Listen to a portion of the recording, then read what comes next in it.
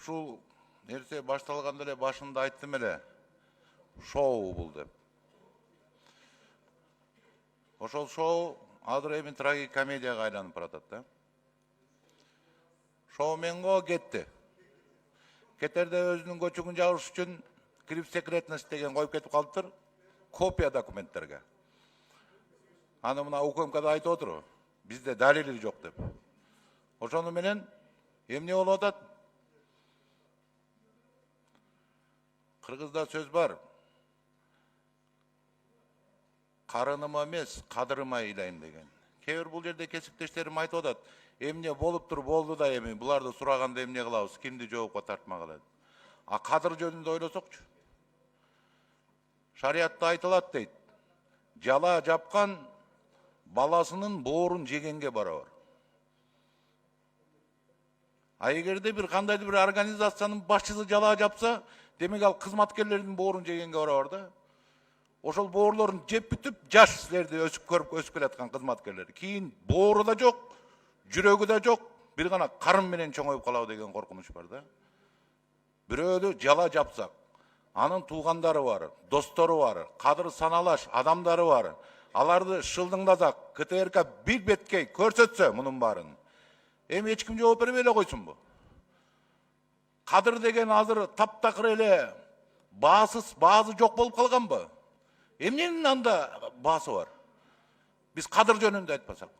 Бул жерде мамлекеттин 3 барандай эр азамат уул кыздарына болушунча жала жапсак, баарыбыз чогулуп алып. Эми азыр эч ким жоопко тартылбай эле койсун деген сөздөр чыгып атат да. Бу кандай? Же өзүбүздүн кадырыбызды билбей калганбызбы? Кадыр жөнүндө ойлобой калганбызбы? Абер жөнүндө ойлобой калганбызбы? Бул туура эмес. Бул 10 секунд кошуп бергиле. Мага деле көбүрөөк кошуп коюңузчу, урматтуу төрайым, потерпевший катары. Мен потерпевшиймин да все-таки бул жерде. Бул жерде УКМКга мен дагы ыраазычылык айтат элем. Мойнун алып отурушат. Далили жок, мойнубузга алдык, токтоттук деп атат. А эми генералдык прокуратура баары бир өзүнүн чапанын эптеп сактап калыш керек болуп атат да. Бизге келген УКМК айтып атат. Бизге келген эмес. Десе, бизге кирип секретность менен келген.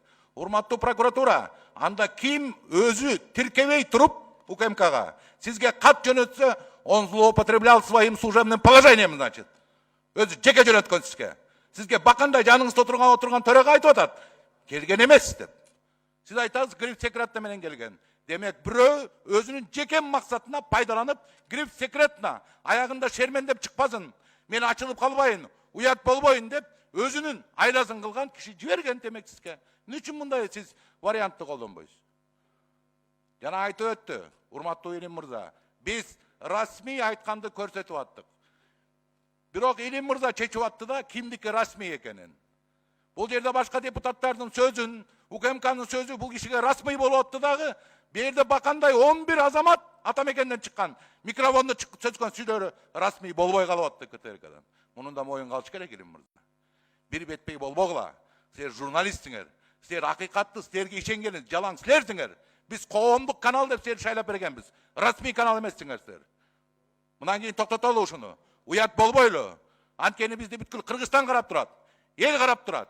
Биз деген демократик өлкө курабыз деп атабыз. Жаңыланабыз деп атабыз. Дагы эгер ошол оюнду уланта берсек, аягы кесепеттүү болот. Рахмат.